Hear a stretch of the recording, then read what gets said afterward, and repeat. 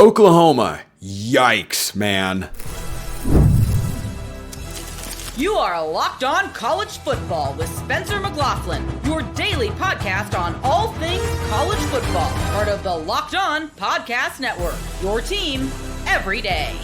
Welcome, everybody, to another episode of Locked On College Football. I'm your host, Spencer McLaughlin, and thank you all so much for making this your first listen or your first view every day, part of the Locked On Podcast Network, your team every day, your daily source to stay up to date with the biggest stories in this, the greatest sport on planet Earth. Shakeups in the Big 12. My goodness, Colorado got its first Big 12 win. I didn't see that one coming. Auburn. I'm becoming the biggest Auburn defender of all. The officiating, I have to share thoughts on all of it. It's so bad. This episode brought to you by our friends at Mazda. Like the players of your favorite team, Mazda sweats every detail because when you make every move count, pulling off the unexpected is only the beginning. Stay tuned later for highlights in this week's Moving the Game Forward. Mazda, move and be moved. Oklahoma. You know, I believed in Oklahoma for this game. It may surprise you to know I did not actually believe, despite having Oklahoma ranked high because of what they have earned up until this point.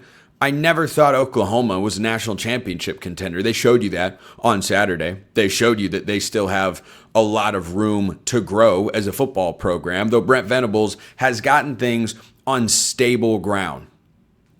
What a horrible game for Oklahoma. Ugly, awful, embarrassing, disastrous. Should not have lost. Before the season, I had this picked as a Texas win because I thought the game might look a little bit like this. But then I went back on that pick going into the game and was confident. Why? Because Texas shouldn't have been able to score that many points. Well, you know what? I don't know how wrong I actually was on that front. I had Texas scoring, I think, 13 points in this game, 10, 13 points. They wound up scoring 16. Oklahoma allows a punt return. The defense for Oklahoma, listen to this. How many times has a team, Indiana shocked Oregon on their home field? A big reason why they did that is because they won at the line of scrimmage, just what I talked about. You got to pressure Dante Moore. They sacked him 6 times. They sacked him 6 times. He'd been sacked once all year. Curt Cignetti, man, he is that guy. And I think Brent Venables is good. He is no Curt Cignetti. He just simply is not. Because Oklahoma had 12 tackles for loss in this game. Only one was a sack, but 12 tackles for loss. Arch didn't suddenly get going. His yards per attempt was just over 6. He threw for 166 yards. He didn't have an interception, and I guess that's all he needed. But 12 tackles for loss, and yet Texas still found a way to run the ball on this Oklahoma defense. Why did Texas have 166 yards on the ground? Why is Arch Manning not being forced to throw the ball 50 times in this game? It boggles the mind. Sometimes, if you're someone that can't watch every college football game, you go back and you might comb through some box scores and say, wow, this stands out, or wow, I didn't expect that to necessarily happen. And you often hear the phrase, which is true, which is mostly true. Box scores don't tell the story of the game. This one does. Texas runs for 138 yards. I flipped that in the receiving numbers a moment ago. Beg your pardon. 138 yards. Oklahoma runs for 48. You know, I never bought into Oklahoma as being an SEC championship team this year. I wasn't sure what John Mateer would look like in the SEC throughout the course of an entire season. Coming off an injury, oh boy. 202 yards on 20 of 38 passing and 3 interceptions, even when they were winning games earlier this year. I never looked at Oklahoma and thought, it's championship contender, championship team, because they're all one guy. The entire offense is one guy, and that should have been enough in this game. The Texas defense, where was this Texas defense against Florida?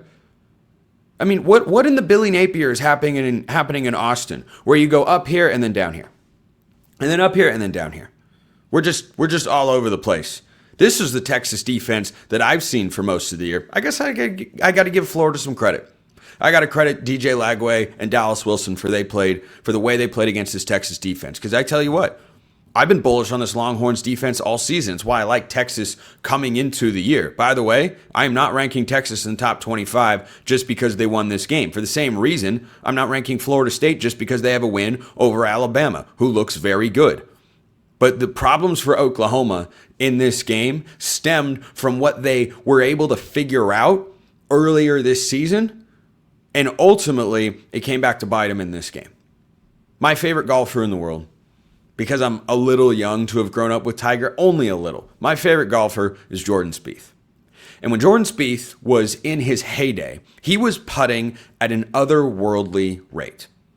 He was making 20 and 30 footers at a clip that really hadn't been seen before in the history of golf.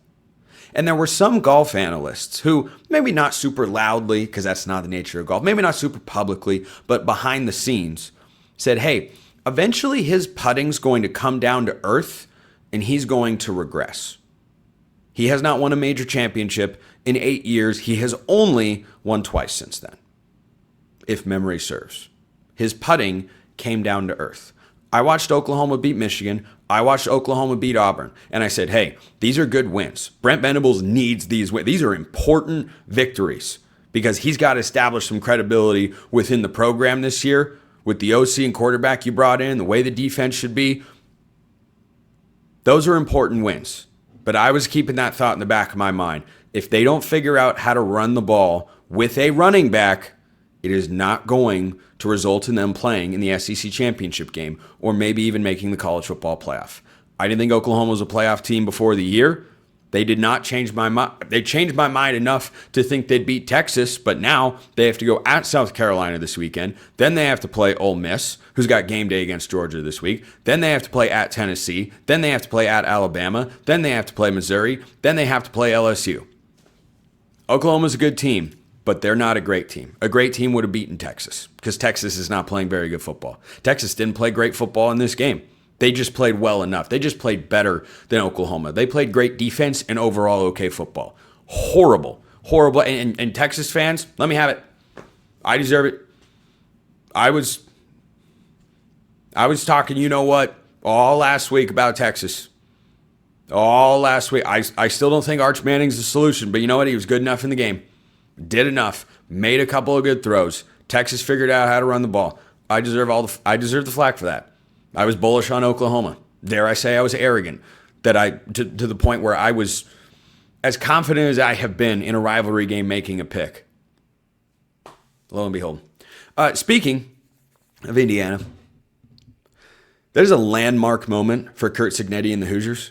That is a moment you cannot just say, oh, it was a one-off. Nope, that wasn't a one-off. They just went to Autzen Stadium and beat Oregon. The national champions lost at Autzen last year. Indiana went and outplayed the Ducks for 4 quarters. I don't think Oregon's suddenly a bad team. I'm not focused on what Penn State did right now. I think Oregon was a good team coming into the year. I think they're a playoff team, and Indiana just went on the road and beat a playoff caliber team. With a guy who was the betting favorite for the Heisman Trophy, they made him look like Sam Darnold on Monday Night Football many years ago. He was seeing ghosts. Indiana's defense, one of the more underrated units in all of college football. I talked about it going into the game. You think about the offense and the plays they make. The defense is good. The defense is really good. They played incredibly well. Texas's defense, Indiana's defense, the two units that shined so very brightly when their teams needed them to over the weekend. Full props to Indiana. The highest of vibes for Indiana. Low vibes for Oregon. The lowest of vibes for Oklahoma. And you know what? Even though I don't think Texas is going anywhere this season, the highest of vibes. Not just good vibes. You won that rivalry game. You were not supposed to. John Mateer played. It didn't matter. Good for Texas. Good for Indiana. Oregon, Oklahoma. They did not have good Saturdays. They had the exact opposite of good Saturdays, as a matter of fact. Let me know your thoughts in the comments below. Hit me up on Twitter. All of that. Shakeups in the Big 12. Is it Texas Tech in the field? First, this episode brought to you by Mazda's Moving the Game Forward. For those who believe it's not just about playing the game, it's about redefining it. There are moments that do more than put points on the board. They move crowds, move culture, and keep moving the game forward. This week's moment that moved the game forward is the punt return for the Texas Longhorns. Ryan Niblett. You didn't know his name previously, but when the game was still in doubt, when Oklahoma had a glimmer of hope, it was the Texas special teams that delivered the touchdown. 75 yards. He raced down the field. And once he went in, I realized, oh, Oh, Oklahoma's offense can't move the ball. Oh, this is over. Oh, Texas is doing this. Lo and behold, Texas absolutely pulled that off. I didn't think they would. I don't think they're a great team, but they had a great Saturday. And that is what Mazda is all about. When you follow what moves you, the unexpected is only the beginning. And just like there's more to every highlight, there's more to a Mazda vehicle. Mazda, move and be moved. The chaos conference that is the Big 12 got another dose of chaos. You know, like when Scarecrow goes around and gives dosage of his formula to people and makes them go crazy. Yeah, we got some more doses of craziness in the Big 12. Let's start with Colorado beating Iowa State. What a letdown for the Cyclones. You went on the road against a Colorado team that had not yet won a Big 12 conference game. You're still in control of your own destiny to make the Big 12 championship game 24-17. How about Caden Salter? Do you remember that time? I mean, Iowa State ran for 236 yards in this game, and it didn't matter. Rocco Becht in the passing game, non-existent. 18 of 33, 205 yards, and a touchdown. The formula for beating Colorado has been very clear all year long. Hand the football off. And have a semi-competent passing game. Iowa State did one of those things. Just the one. It is difficult and I'm sure frustrating for fans in Ames to lose a game in which you average 6.4 yards a carry and do not have, was there a single negative? Oh, okay, there were a handful of tackles for loss for the Buffs in this spot. But regardless, 6.4 yards a carry as a team and you lose? Caden Salter. Remember when Caden Salter got benched? And look, coming into the year, I wasn't some Caden Salter truther. He's going to win the Heisman. He's the best quarterback in the Big 12. He's this. No, I thought Caden Salter was serviceable. I thought he was a bridge quarterback, guy that can win you some games. And while you get Juju Lewis ready for 2026 and beyond, he's a good, solid veteran to learn behind. And Colorado made a change way too quickly. And Caden Salter showed you why in this game he never should have been benched. And if you're a Buffs fan that looks back on this and goes, why in the world did we ever why did we make these changes? What was happening? This was always possible. It wasn't perfect early on. The Georgia Tech game wasn't good. But man, it seems like Deion Sanders overreacted to one game. He did. And based on the outcome of this matchup, I think it cost his team at least a game. Now, Colorado's season is just, at this point, fighting for bowl eligibility or playing spoiler with somebody else on their schedule. I'll give Colorado fans a good vibes here. It's hard to have the greatest of vibes, even when you pull an upset worthy of storming the field in the eyes of the fans in Boulder for their first Big 12 conference win. Their next game after the bye is at Utah. Good luck with that. But the rest of their games, manageable. Arizona, at West Virginia, Arizona State, at Kansas State. Looked a lot tougher before the season, somewhat manageable here. But the Chaos Conference knows that any game can go with really any outcome here. But Salter, 16 of 25, 255 yards, 2 touchdowns, no interceptions. Colorado ran for 148 yards against the Iowa State defense. I didn't think I would see the day. I did not think I would see the day where the Buffs actually ran the ball, at least respectably well. It was solid. It was acceptable. It was good enough. That's all they've ever needed. The receiving core for the Buffs, always been elite. One of the best in the Big 12. You just need a little semblance of balance like that. Colorado's not going to go on some magical run. This says more about Iowa State. The lowest of vibes for Cyclones fans. Because you're not going to the Big 12 championship game again. And you're playing out the rest of the season for vibes. Maybe to see if Rocco Becht will come back for another season in 2026. I would want him. Of course you'd want him to come back. But this is just disappointing. And the Big 12, just week after week, they're just knocking one team off over and over and over again. Oh no, what happened in TCU? TCU that lost a heartbreaker earlier this year on the road against Arizona State, who without Sam Levitt, newsflash, not very good. Jeff Sims, not the answer. 42-10, Utah is still good. They'll be in my top 25 this week. Kansas State 41, TCU 28. Oh no. Kansas State? Figured it. Kansas State, if they win out, maybe they go to the Big 12 championship game. Some people, me, picked them there before this year. But, well, I guess kind of. I picked Kansas State to be 10-2. They can't do that. They've already got the 4 losses. But for TCU to not be that, they're just destined to be what a lot of teams in the Big 12 feel like they're going to be. Every week that I watch the Big 12. And it's exciting. It's fun. Anybody can beat anybody. I see a lot of solid. There's not a lot of great. There just is. TCU should be better. Can't figure it out on defense. Earlier this year, it looked like they had. Nope. North Carolina is just that absolutely, positively terrible. Cincinnati's a surprise team in the Big 12. Played just okay against UCF. Got the win. Unbeaten in Big 12 play. How much do we trust in the Bearcats? We'll continue to find out as their schedule progresses. Cincinnati, by the way, that beat UCF 20-11.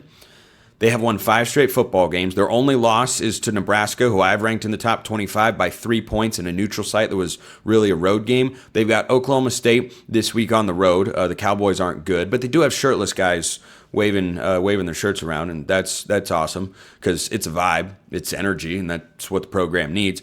They play Baylor, at Utah, Arizona, BYU, and at TCU. So if Cincinnati is truly Big 12 championship worthy, they're not going to backdoor their way in. They'll have to beat the heavy hitters. But the heavy hitter is not on Cincinnati's schedule. This conference feels like Texas Tech versus the field. And right now, I'd have a hard time taking the field. Kansas is solid. They're not great. Their defense is poor. Their offense is not. And Texas Tech held them to 17 points. This Red Raiders defense that I talked about all offseason for the moves they made, commending them for the job they did going out and adding real talent, addressing their weaknesses from a year ago. By the way, Kansas's defense, I don't know that Lance Leipold will be retaining his defense coordinator after this year. They gave up 18 points in the first quarter, but this was a competitive game at the half, and then in the second half, Texas Tech made this very not competitive. The Red Raiders ran for 372 yards. Cameron Dickey ran for 263 just by himself. Now, Texas Tech, again, had to have Will Hammond come into this game. And this is really the question the only question I have with Texas Tech. Because I said in the offseason, boy, David Bailey, Romello Height, these are guys. This Texas Tech defense with Jacob Rodriguez, they look like they could be. Yeah, they're just better. Remember, Utah looks good. I think Utah is a good team. Texas Tech, in a game that Baron Morton was injured and left, ended up winning the game. It was closer than the final score indicated, but Texas Tech went into Salt Lake City and was the better football team. They were the better football team. And right now, I don't know, home, neutral, away, who are you picking to beat Texas Tech? It would take an upset that most people are not going to expect. Because when you just watch this conference on a weekly basis, like I and many others do, you know the Red Raiders are the best team. And there's a gap. It's Texas Tech. Then in the next tier, you've got BYU and Utah and kind of it. You know, it's Cincinnati, I guess. I don't know who's beating the Red Raiders. That's why they play the games. We're only halfway through the regular season. I will be kind of surprised if Texas Tech finishes the regular season 12-0. I won't be stunned. Just because going 12-0 is really hard. I don't care what conference you're in. I don't care what team you are. I don't care how good you are. Or how great a football you're playing, especially with the in and out of Baron Morton and his health being questionable on a week-to-week basis. Boy, Will Hammond becomes one of the most important players in the Big 12 conference more and more as the year goes on. But man, the way that this league is trending, I think everyone is just going to try and wind up and take their mightiest swing against Goliath, and Texas Tech is Goliath.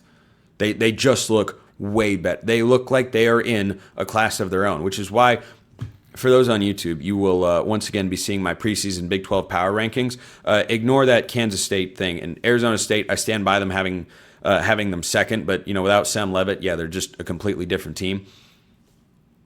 Texas Tech is one. I should have put a blank space at number 2. It should have been Texas Tech, Gap, probably another gap, maybe one more gap, and then the rest of the Big 12. Everybody is looking up at the Red Raiders. The good news. Here's the good news. I'm going to end on an optimistic note. With the Holy War up this week, I'm so excited for that football game. I cannot wait. It is the most underrated rivalry in all of college football. But Texas Tech going forward, if they're not able to keep Baron Morton healthy, you think they could stumble, maybe. But if you're a Big 12 fan and you want to see two teams from this conference get in the playoff, you want Texas Tech to win every game possible. If Texas Tech goes 12-0, that is the best chance the Big 12 has to get two teams in. Like TCU when they went to the national championship game. If they'd had a 12-team playoff, there would have been two Big 12 teams in. 10-3 Kansas State, 12-1 TCU. That's where you're looking for. So that's the optimistic look at the landscape of the Big 12. But just feels like every week we're learning, that team is just, this week it was Iowa State and TCU. Yep, they're not it.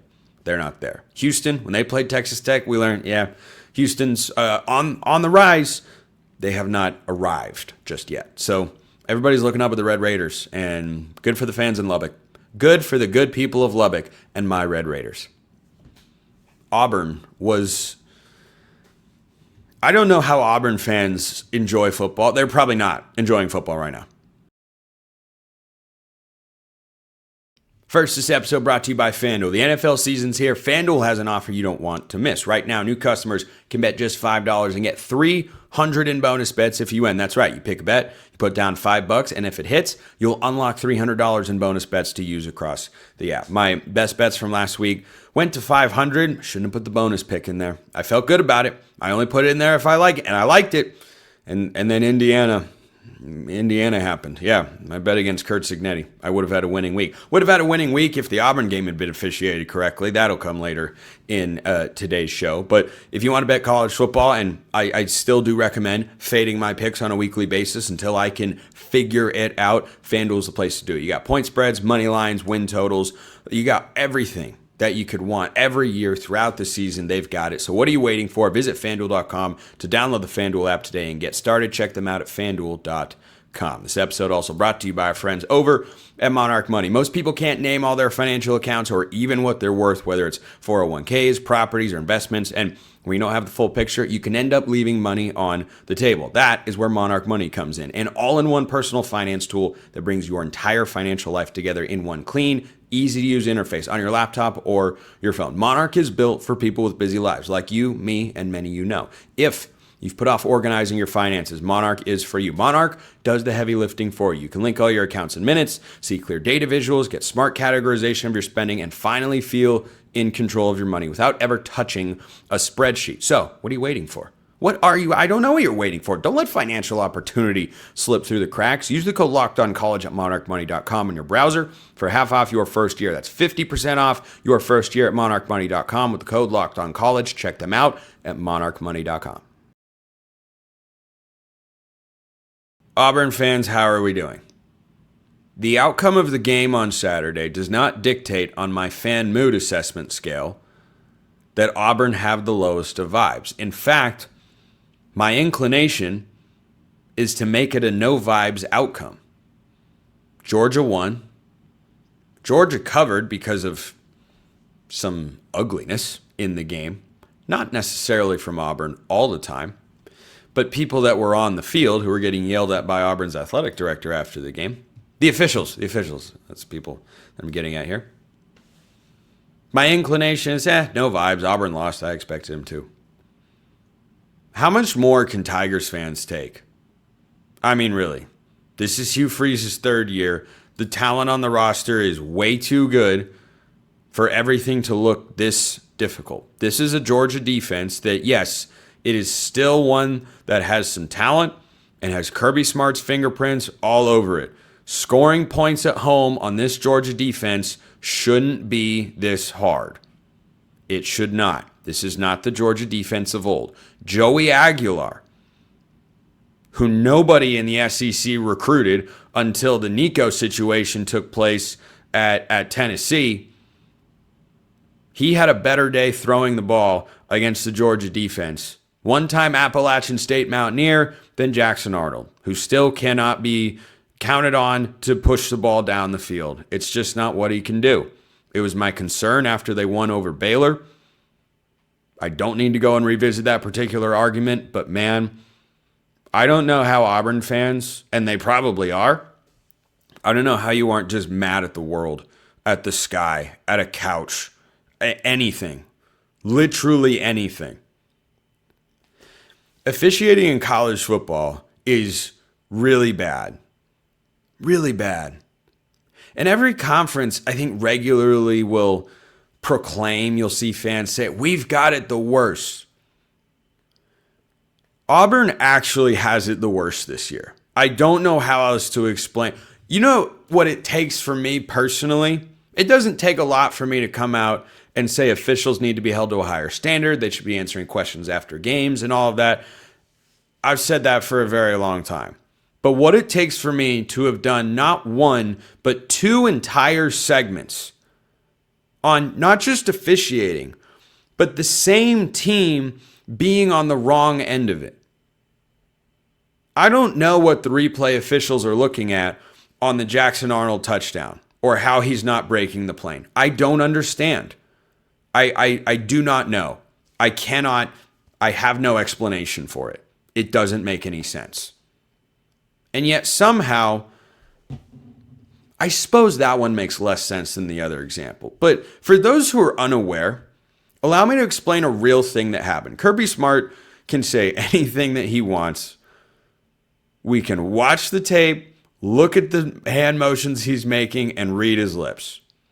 He runs down the field and is calling for a timeout. He is making the T motion. You can see it on camera, plain as day. Plain as day. And he appears to be mouthing the words timeout, if you read his lips. Not mouthing them, saying them. Then the timeout is called. He then goes as full Leonardo DiCaprio and begins acting to convince the officials, hey, I wasn't trying to call timeout. No. I was just clapping. I was just clapping. I wasn't calling timeout. An official thought that a timeout was called for, blew his whistle, ran onto the field, assessed the timeout, and then Kirby Smart said, no, guys, I didn't do that. I didn't do that. I didn't call timeout. And the officials looked around and said, oh. Well, if Kirby says so. All right, Coach Freeze, here's the deal. Kirby Smart did not call a timeout. We assessed one to him. So we're going to let him have a timeout, but he's going to keep the 2 timeouts that he has on the board. And Hugh Freeze was all of us watching this unfold. Complete and utter shock, disbelief, bewilderment, frustration. There have been too many instances like this in which, I think I've told this story before here on the show, so my everydayers might remember. Most of you, I'm sure, do not. The first time I ever officiated a basketball game, I was working with someone, of course, who was much more experienced than me. And I said, hey, you got any advice? I know all the rules, but I don't know all this. He said, well, just remember the rotations, keep an eye on where you need to have your eye. But get the elephants. Elephants are going to go by. You can't miss the elephants because everybody can see an elephant. You know, if a worm sneaks around and no one sees it poke one of its heads, I don't know, up above the ground, all right, that's one thing. You can't miss the elephants. SEC officials, here we are again. Elephants. You can go back to last year and Alabama being called for an illegal formation. It wasn't. Took 7 points off the board. Auburn was on the other end of an apology from the SEC saying, yeah, Oklahoma shouldn't be able to substitute like that, and it led to a touchdown. Oops, sorry. Our bad. Repercussions? Nah. Just forget about it. Move on. Go on to the next game.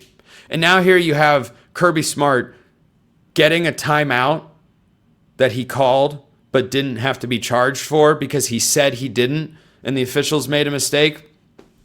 Made a mistake, all right, just not the one that they thought. And then the ball broke the plane, but it didn't break the plane, even though we all watched it break the plane. I'm not coming on here and arguing that this is a grand conspiracy against Auburn. It's not. It's not. I know some of you want me to say that. It's not. What it is gross incompetence in a system that is fueled with not enough accountability over the years and has led to putting officials on the field that are not capable of officiating a game properly on a consistent basis. I do not expect officials to be perfect. If you ever watch a game with me, you will hear me say several times, wow, it was a really good call, or yeah, I understand why you threw that flag, or yeah, I understand why, I'm frustrated when I watch a major league umpire get balls and strikes wrong. But there are some that a player from my team, my beloved Mariners, gets rung up and I go, yeah, it's a close pitch. It's millimeters. That's tough. But it's the ones that are clear and obvious you got to clean up. Greg Sankey needs to get this in order. And if I'm an Auburn fan, obviously I'm not, but man, I feel for you guys. If I were in your shoes, man, I would borderline quit on the season. Auburn's 0-3 in SEC play. The best they're going to do is make a bowl game, maybe save Hugh Freeze's job, maybe not. That's what everyone's watching for now. They've got Missouri this week. They're favored at home. Good luck. Missouri's a good team coming off a loss in a game that they feel they should have won because they should have against Alabama. The level of frustration that is warranted in Auburn, Alabama for the Tigers fan base is 100% real. There is no justification for this level of officiating. I think it just happens to be giving Auburn the short end of the stick. I don't think it's a grand conspiracy. That wouldn't make any sense. It would not make any sense, but gross incompetence does. And that's what you've got here, Auburn fans. Side note, Texas A&M is really good. Appreciate everyone listening. I'll see you next time. And until then, hope you all have a wonderful rest of your day.